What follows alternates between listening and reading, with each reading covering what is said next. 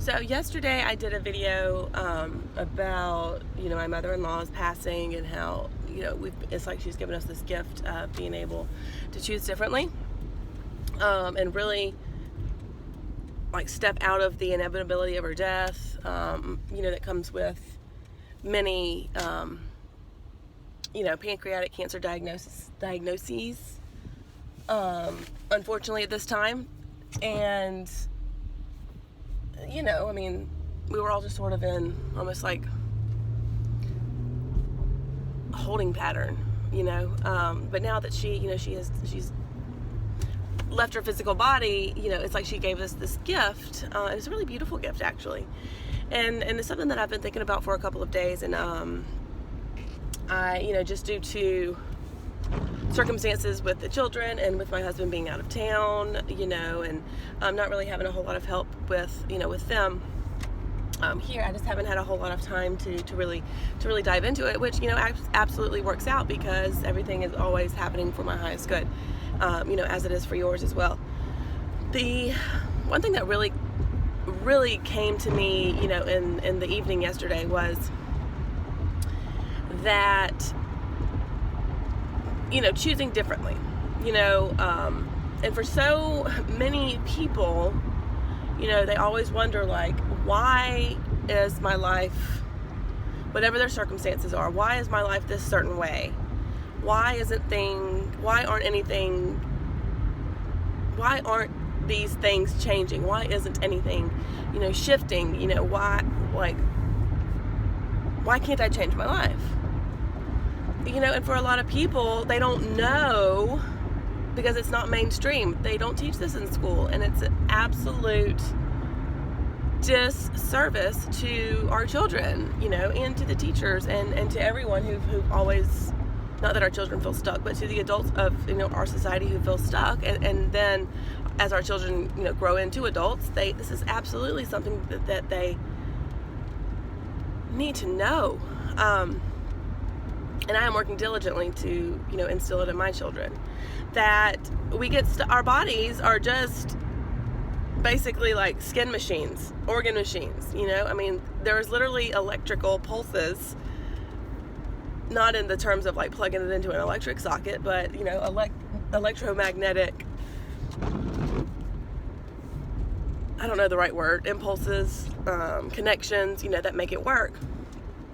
And without being like consciously changed, things just sort of stay status quo, so for instance, if you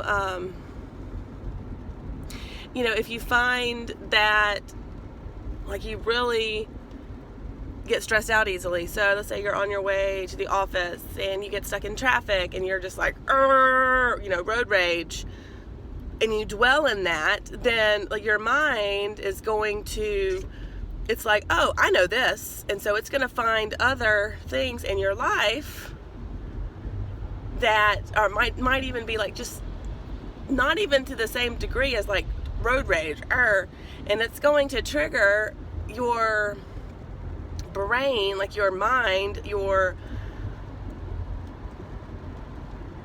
body, to react the same way, to react in like a road ragey way, because that's what it already knows, and so when I say it's biological, it really has nothing to do with like you consciously being like, ooh, I'm gonna get mad right now just because that sounds like a good idea, and then you get mad, and then if you get a cup of coffee from the coffee shop and it's a little bit cold, it's not like you're consciously going, ooh, I'm gonna get mad, my coffee's cold. It's just like it eventually just starts happening, and that's how people find themselves in these patterns of shit, basically, and it becomes just second nature, and it becomes a part of their personality, because it is the chemical, it's the hormonal, it's the electrical impulses and connections and things that are happening in our bodies, and eventually our bodies get used to and addicted to, the cortisol hormone that comes out when you get, fight or flight or whatever, and it gets used to having thoughts of stress that cause stress, and it gets used to, it gets used to associating certain people, like your boss, or, like your ex-wife, or, whatever, your mind and your, it gets used to associating certain people in certain situations in certain places with, stress, or, sadness, or, whatever. And it goes the same way for like happiness, but it tends to not be, while happiness and love, like, and joy are our like defaults and are our birthright as humans on this planet. It's not our go-to emotion normally, and that's sad as a society and like humanity as a whole. But it's so getting back to like being able to consciously choose differently. So basically, we also have it in our power to create unlimited abundance in our lives. And I'm not just talking money here. I'm talking unlimited, like more than you have ever had in your life. Joy, inspiration, gratitude. Gratitude is the ultimate, like, just being thankful for the things you have as opposed to bitching for what you don't, just love it's so expansive. It is like literally never ending. And we have it in our power, like in our being, in our, like, our soul. Like, this is what we want as humans. Like, we came to earth at this time in these specific bodies to experience things with our physical senses, because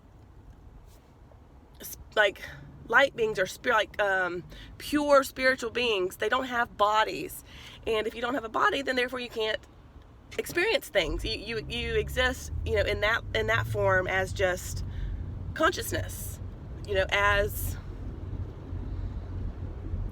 a part of everything, and that's like the ultimate oneness, and so we come into these bodies to, have experiences. But in doing so, we have also learned, not all a fault of our own, mind you, but that's a video for a different day, that as in these bodies we need to be separate, and the things that need to be separate are feeling angry and hating each other and war and all of that, and so basically that is what every generation from here on out is going to have, because that's what is in our DNA. And our DNA does not like decide things for us. It's not like we are a victim of our DNA. It's not like we are at the mercy of that, GCTA, connection of billions and billions of, the genetic code or whatever that is in each of our atoms, cells, whatever. It's not about biology right now. But it's not the genes themselves that turn on or turn off, for that matter. It is the environment that the genes are in that trigger certain chemical processes that in turn turn some genetic coding off for, certain being able to withstand certain environmental things, and then it turns on some that usually grow like at a weird pace, and hence we get cancer, and hence we get like heart disease, and all of those things, because we as humans are allowing our bodies to run the show, but at the same time we are providing a pretty shitty environment for our DNA. So when we choose to choose differently, it's not just as okay, so it is and it's not just as easy as being like, okay, well, today I'm going to be skinny. That's stupid, right? And I tell my children not to use that word, but that's just insane, asinine, but so let me give you an example. Yesterday, I was sort of starting to play around with this, and I was just like, what if I found myself like getting funky? Like, I had some client meetings yesterday that, I was tired, and my brain wasn't working entirely like on all cylinders, just because, the stress of losing my grandmother, my mother-in-law, and the sadness that comes along with that as a human. I just really didn't feel like engaging with, my clients in a really meaningful way. But instead of just being like blowing them off, which I tried, and it didn't work out that I actually got to move the meeting, which is great. And I'm really glad that I did connect, because connection and oneness is the ultimate. But I said, well, okay, well, what if I am a person who loves connecting with her clients on a daily basis, and I love doing cool shit for them and with them. Like that was just like a what if. And so it's like I played a character. I showed up as that character. And not that I'm like living character might be the wrong word, but I'm showing up as that version, because there are infinite versions of me in just this lifetime, this time,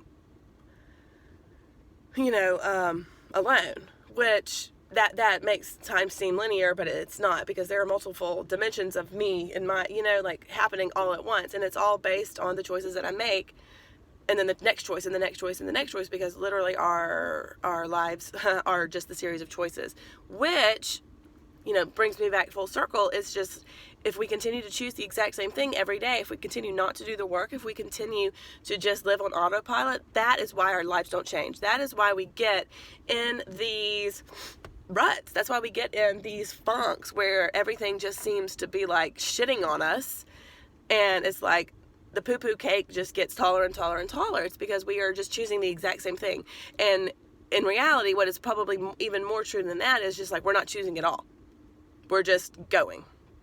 We're choosing not to choose, and we're literally just allowing the things to just happen to us, and we're allowing our bodies to just do the same thing that it knows. So it's like we are going on autopilot, and we're really only making if we have 46,000 thoughts. That might be a lot of thoughts.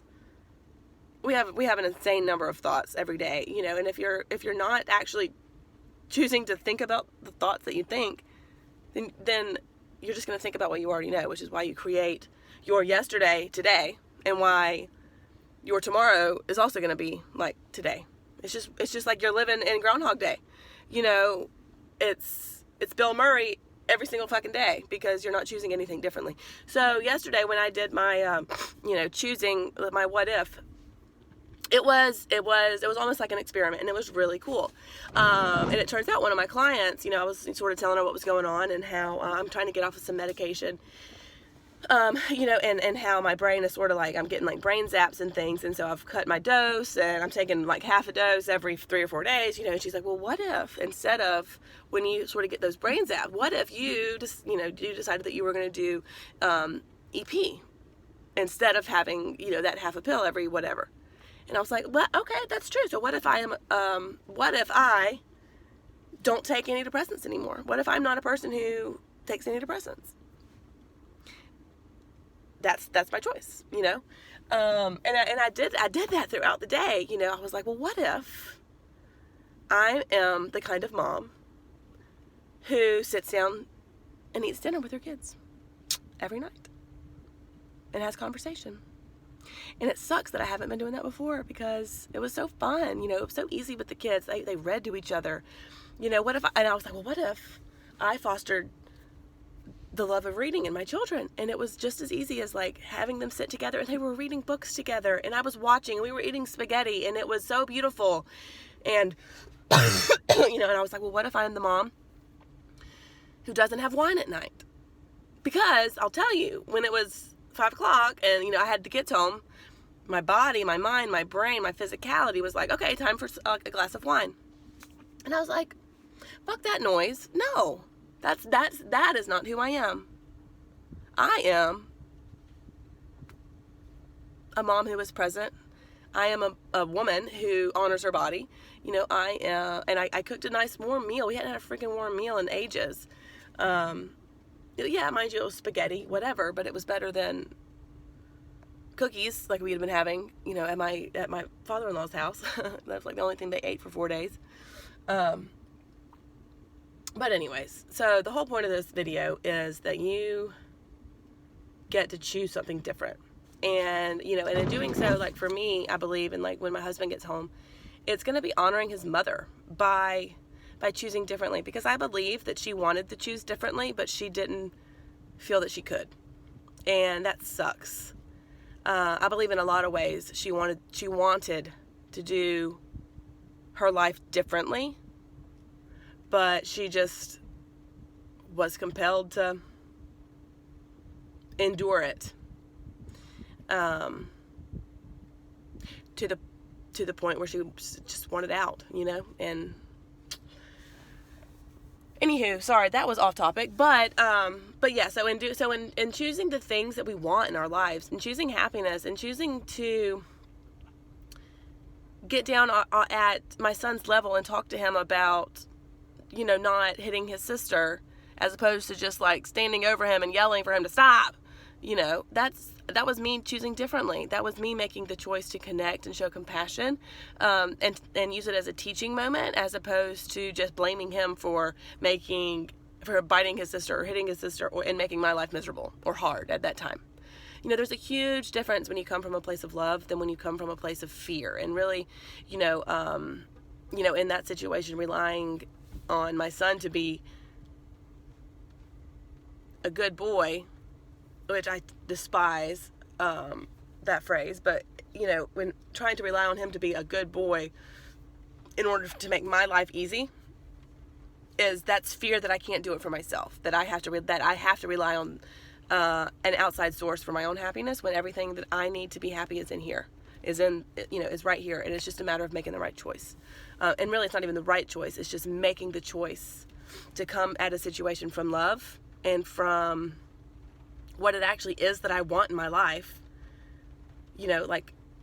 than what I have been choosing. If I want harmony in the home, and I want a good relationship, and I want peace, and I want love in my home and within my family, I need to choose to react and see us as that and respond accordingly, as opposed to being like, I don't want stress in my life, so I'm going to yell to get the stress away.